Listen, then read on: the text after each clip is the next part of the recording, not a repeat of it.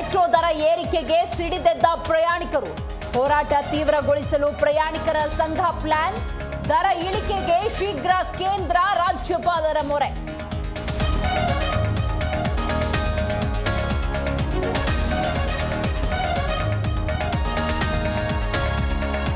ಕಾರ್ಖಾನೆ ವಿರೋಧಿಸಿ ಕೊಪ್ಪಳ ಬಂದ್. ಪ್ರತಿಭಟನೆ ವ್ಯಾಪಾರಸ್ಥರಿಂದ ಮಾತ್ರ ಬೆಂಬಲ.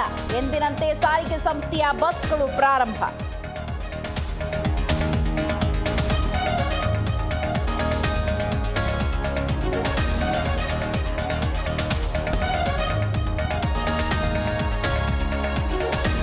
ಉದಯಗಿರಿಯಲ್ಲಿ ದೇಶದ್ರೋಹಿಗಳ ಅಟ್ಟಹಾಸ.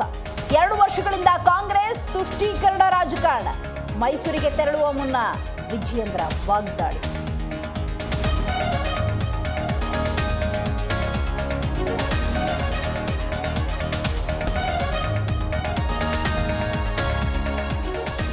ರಾಜಕೀಯಕ್ಕೆ ಹೊಸ ಜನ ಬರಬೇಕು.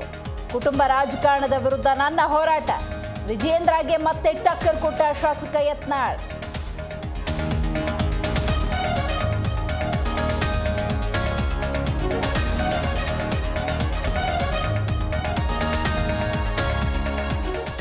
ದಲಿತ ಮಕ್ಕಳ ತಟ್ಟೆ ತೊಳೆಯಲು ಹಿಂದೇಟು. ಅಡುಗೆ ಸಹಾಯಕ ಸಿಬ್ಬಂದಿಯ ದುರ್ವರ್ತನೆ. ಯಾದಗಿರಿಯ ಕರಹಳ್ಳಿ ಸರ್ಕಾರಿ ಶಾಲೆಯಲ್ಲಿ ಘಟನೆ.